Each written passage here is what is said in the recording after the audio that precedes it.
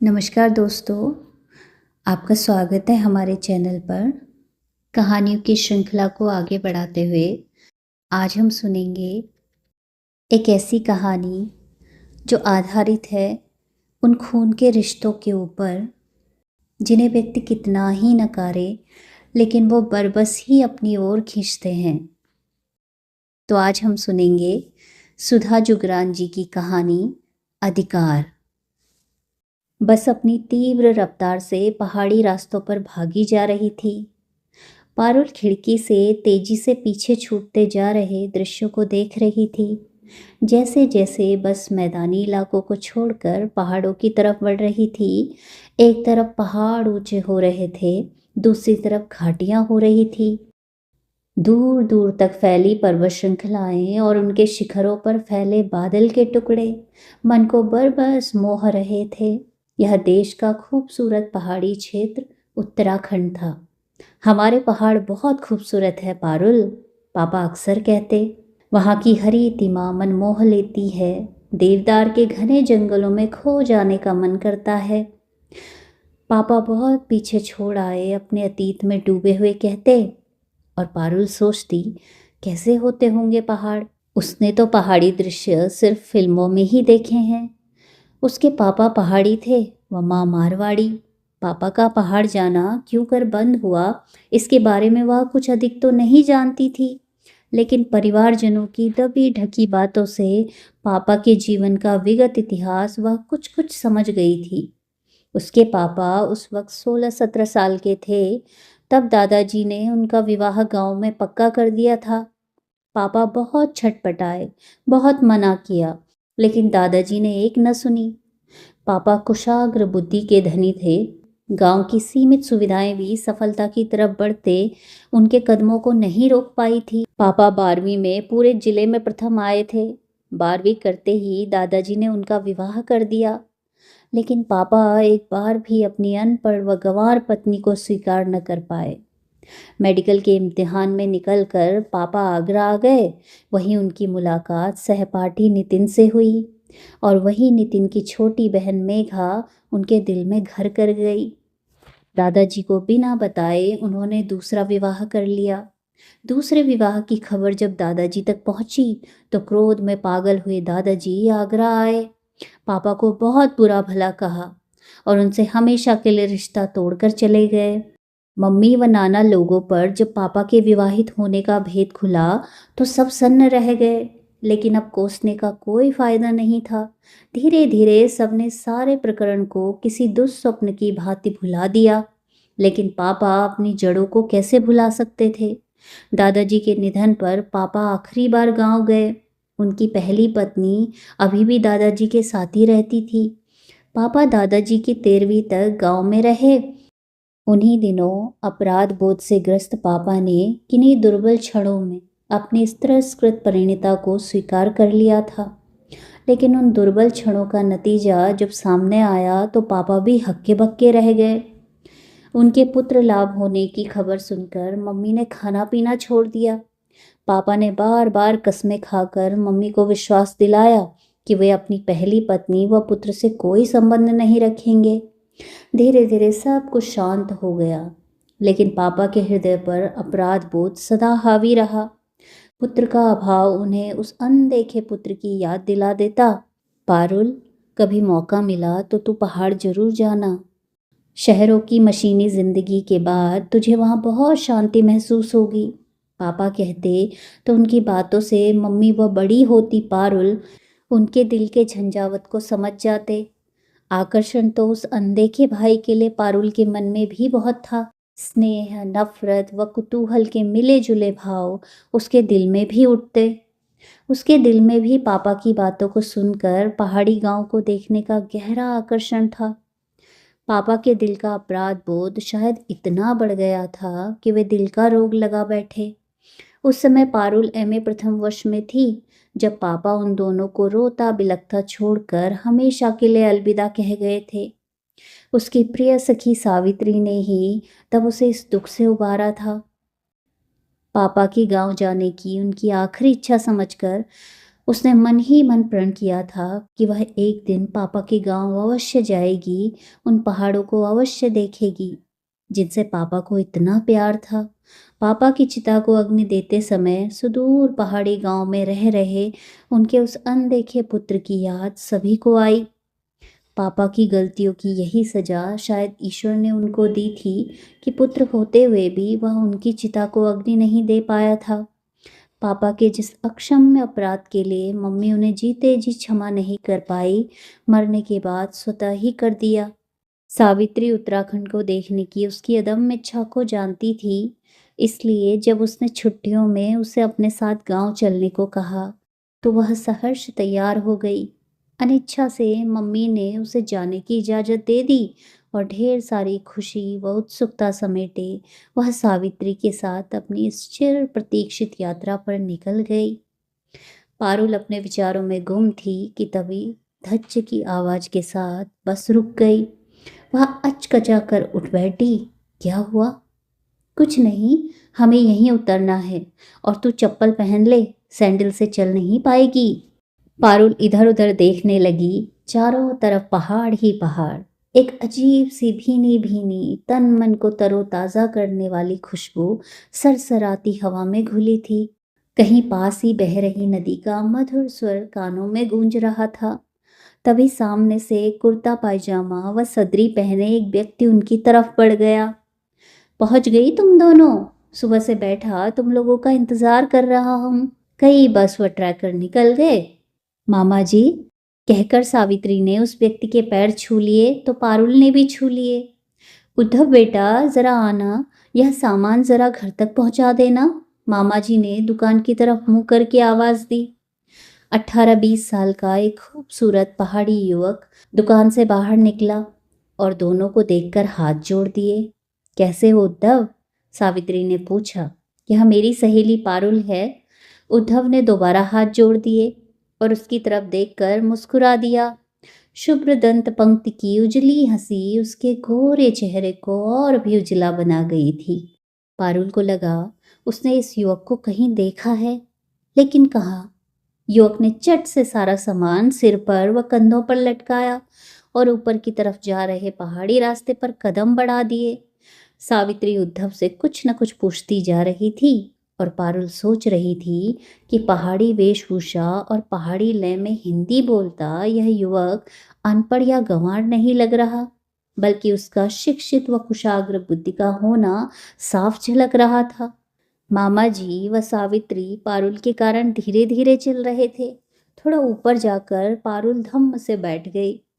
मैं नहीं चल सकती अब, बस थोड़ा सा रह गया पारुल, वह देख घर आ गया। सावित्री ने उकसाया। किसी तरह गिरते पड़ते पारुल ने रास्ता पार किया। घर पहाड़ी पर था, साफ सुथरा, लिपा पुता, गांव का 2 मंजिला घर। तभी मामी व नानी आ गई। दोनों ने बारी बारी से दोनों को गले लगाया, कुशल क्षेम पूछी। मामी गिलासों में चाय बनाकर ले आई, शुद्ध दूध की चाय। पारुल को चाय का कम, दूध का स्वाद ज़्यादा आया। पहाड़ों में रात जल्दी घिर जाती है। दोनों सहेलियां थकान के कारण खाना खाकर जल्दी ही सो गई। सुबह सुबह पारुल की नींद खुल गई। कल की थकान रात की भरपूर नींद ने उतार दी थी। वह उठकर बाहर छज्जे पर खड़ी हो गई। बाहर का दृश्य अत्यंत मनोरम था। पहाड़ के पीछे से उग रहे सूरज की रश्मियां संपूर्ण पर्वत श्रृंखलाओं को सुनहरे रंग में रंग रही थी। सरसराती ठंडी हवा, पक्षियों का कलरव, इठलाते झूमते पेड़ पौधे, सभी कुछ इतना मनोहारी था कि पारुल सोचने लगी कि धरती पर यदि कहीं स्वर्ग है तो बस यहीं पहाड़ों पर है। उठ गई बिटिया, आजा नीचे आकर चाय पी ले। नानी आंगन में खटिया पर साफ चादर बिछाते हुए बोली। वह नीचे उतर गई। तभी मामी आंखों का पानी साड़ी के पल्लू से पोंछते हुए 3-4 गिलासों में चाय लेकर आ गई। यहाँ गैस नहीं मिलती क्या मामी? मिलती है बिटिया, गैस भी है और बिजली भी, लेकिन गैस का इस्तेमाल कम करते हैं क्योंकि खत्म हो जाए तो लाना मुश्किल हो जाता है। बिजली है पर अक्सर गायब रहती है, रहती भी है तो पावर इतनी कम रहती है कि उससे तो लालटेन भली। तभी उद्धव मुस्कुराता हुआ आकर खड़ा हो गया। पारुल फिर उसकी सूरत में उलझ गई। कितनी जानी पहचानी सूरत है। कोई अदृश्य रेशमी डोर उसे उस भोले भाले ग्रामीण युग की तरफ खींच रही थी। 5-6 दिन पारुल व सावित्री गांव में रहे तो उद्धव ही उनका गाइड बना रहा। आसपास के दर्शनीय स्थल, टिहरी बांध परियोजना का निर्माण कार्य भी वे उद्धव के साथ जाकर देख आए। एक दिन गांव में चल रही रामलीला भी देख आए। गांव के 5-6 दिन पंख लगाकर उड़ गए। सबको छोड़कर जाने में पारुल को दुख हो रहा था। अब शायद वह यहाँ कभी नहीं आ पाएगी। इस परिवार को, उद्धव को, इन पहाड़ों को फिर कभी नहीं देख पाएगी। उस दिन गांव से थोड़ी दूर स्थित शिवजी के मंदिर में दर्शनों के लिए जाना था। सावित्री की तबीयत ठीक नहीं थी, इसलिए वह उद्धव के साथ अकेली ही चली गई। उद्धव कोई पहाड़ी गीत गुनगुनाता हुआ आगे आगे चल रहा था। तुम पढ़ते भी हो उद्धव? वह बातचीत का सूत्र पकड़ते हुए बोली। हाँ दीदी, इसी साल 12वीं पास किया है। 10वीं में मैं पूरे जिले में प्रथम आया था। गणित, अंग्रेजी व विज्ञान में मेरे 75% से अधिक अंक थे। 12वीं में मेरे जीव विज्ञान व रसायन विज्ञान में 75% से अधिक अंक थे। अच्छा, पारुल सुखद आश्चर्य में डूब गई। तुम्हारे माता पिता तो बहुत खुश होते होंगे ना? मेरा कोई नहीं है दीदी, उद्धव उदास स्वर में बोला और किनारे पर खड़े बड़े से पत्थर के सहारे खड़ा हो गया। उसकी पलकें आंसुओं से भीगी हुई थी। साल भर हुआ, माँ गुजर गई। और पिताजी आगरा में हैं, डॉक्टर हैं। वहाँ उन्होंने दूसरी शादी कर ली थी। मैंने उन्हें कभी नहीं देखा। क्या? पारुल फिर उलझ गई। तुम्हारे पिताजी का नाम क्या था? सोहनलाल तिवारी। पारुल को लगा वह गिर पड़ेगी। उसकी कल्पना का वह भाई सजीवता की प्रतिमूर्ति बन उद्धव के रूप में उसके सामने खड़ा था। वह चित्रलिखित सी उसे देख रही थी। यही थी वह अदृश्य रेशम की डोर जो उसे बार बार उद्धव की तरफ खींचती थी। खून का रिश्ता था दोनों का। पिता के चेहरे से उद्धव का अद्भुत साम्य ही शायद उसे बार बार उलझा देता था। चलिए दीदी, जल्दी चलिए, फिर धूप तेज हो जाएगी। उद्धव उसे वर्तमान में लाता हुआ बोला। पारुल बातचीत का सूत्र आगे बढ़ाते हुए बोली, तुम क्या बनना चाहते हो उद्धव? मैं? उद्धव रुक कर उसकी तरफ देखते हुए बोला, बनना तो डॉक्टर चाहता था दीदी, पर अब कौन पढ़ाएगा मुझे। चाहता तो था एक दिन डॉक्टर बनकर पिताजी के सामने तनकर खड़ा हो जाऊं कि उन्होंने मेरी देखभाल नहीं की तो क्या हुआ, मैं खुद ही इस लायक बन गया। उनसे पूछता कि मेरा अपराध क्या था। तभी देवालय की घंटियों और आरती का मधुर स्वर कानों से टकराया। पारुल ने अपना सिर दुपट्टे से ढक लिया। मंदिर में मांगने तो कुछ और ही गई थी, कुछ और ही मांग लौटी। जब घर पहुंची तो मन शांत था। दोपहर में खाना खाकर थोड़ी देर सो गई। संध्या को जब उठी तो 6 बज रहे थे। वह लेटे लेटे ही सोच रही थी कि उद्धव को बताना तो पड़ेगा ही। फिर कभी जीवन में यह शुभ अवसर मिले या ना मिले, इस सारे घटनाक्रम में उद्धव या उद्धव की माँ का क्या दोष था? उद्धव या उद्धव की माँ अपने अधिकारों के लिए लड़े होते तो पारुल या पारुल की माँ कहाँ होती? लेकिन अनपढ़ ग्रामीण महिला का जो निरपराध होते हुए भी जीवन पर्यंत दादाजी व पापाजी की गलतियों की सजा भुगतती रही, अपने अधिकारों के बारे में कहाँ जानती थी? पारुल उठी और बाहर आकर खड़ी हो गई। सूरज पहाड़ी के ऊपर था, पहाड़ी के पीछे छिपने को बेचैन। पर्वत श्रृंखलाओं पर फैली अपनी जिद्दी शरारती रश्मियों को समेटने में व्यस्त कुछ सोचते हुए वह नीचे उतर आई। उसके कदम अनायास ही उद्धव के घर की तरफ बढ़ चले। घर के सामने पहुंचकर उसने सांकल खटखटा दी। थोड़ी देर में दरवाजा खुल गया। अरे दीदी, आप आइए आइए, उसे देख उद्धव खुश होता हुआ बोला। वह अंदर आंगन में आकर चारों तरफ देखने लगी। यह घर उसका भी है, पापा कभी यहीं रहते होंगे।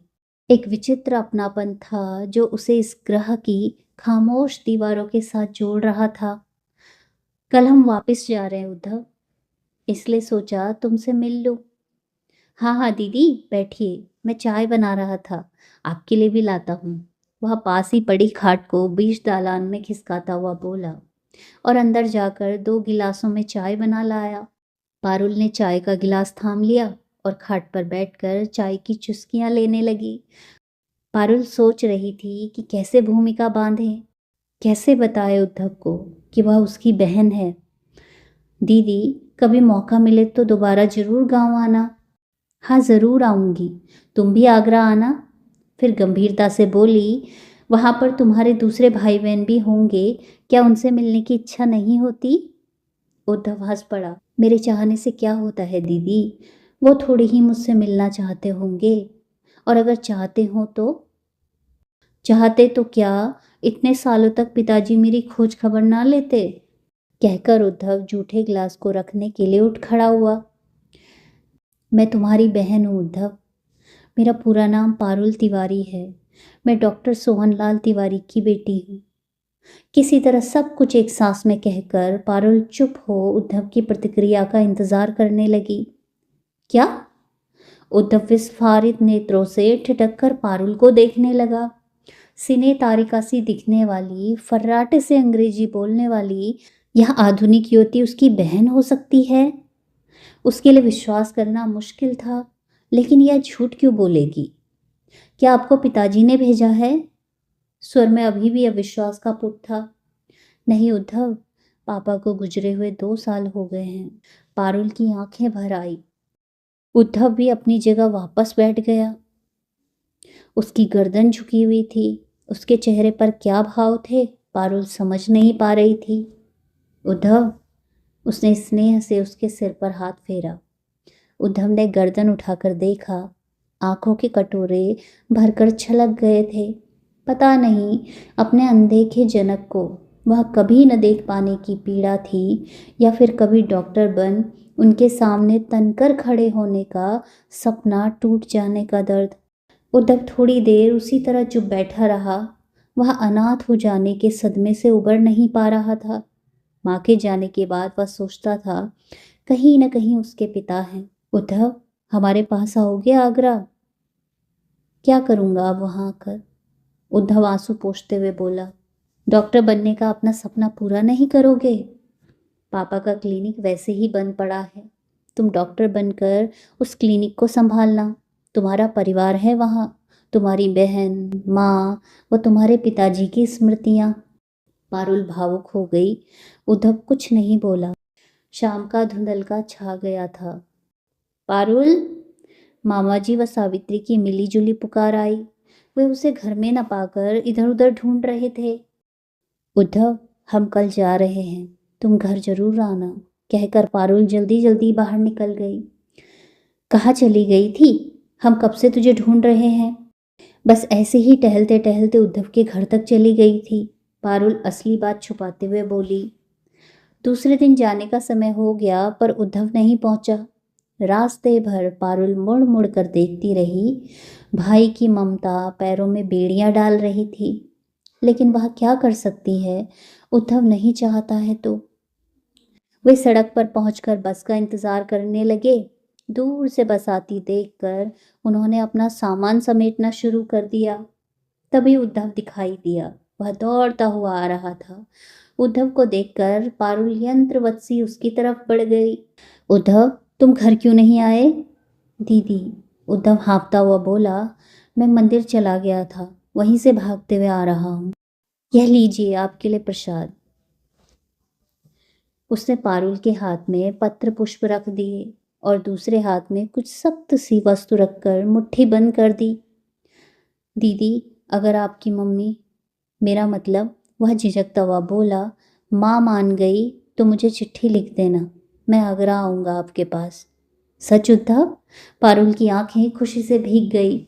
स्नेह चिन्ह उसके माथे पर अंकित करती हुई बोली, मम्मी जरूर मान जाएगी उद्धव, तो मेरी चिट्ठी का इंतजार करना, कहकर पारुल जल्दी से बस में बैठ गई। सावित्री बस में बैठ चुकी थी। बस में बैठकर उसने उद्धव की तरफ हाथ हिला दिया। सावित्री उसे विचित्र दुविधापूर्ण नेत्रों से देख रही थी। एक झटके से बस चल पड़ी। पारुल ने अपनी दोनों मुट्ठियां खोली। एक हाथ में पत्र पुष्प थे, दूसरे में चांदी का सिक्का। खाली हाथ आई थी और दोनों हाथ भरकर जा रही थी। उत्तराखंड के उस अरण्य से मोती बटोर लाई थी पारुल। उसने मुट्ठी बंद करके आंखें मूंद ली। मम्मी को मानना ही पड़ेगा, उद्धव को उसका अधिकार देना ही होगा, तभी पापा की आत्मा को शांति मिलेगी। उसने दृढ़ निश्चय किया। बस अपनी पूरी रफ्तार से दौड़ रही थी। अब उसे इन पहाड़ों से डर नहीं लग रहा था। और अपनी जगह पर खड़ा उद्धव सोच रहा था कि एक ही दिन में उसकी दुनिया ही बदल गई। तो मित्रों, बहुत बहुत धन्यवाद इस प्यारी सी कथा को सुनने के लिए। अगर आपको कहानियाँ पसंद आ रही हैं, लाइक और शेयर भी करें। धन्यवाद।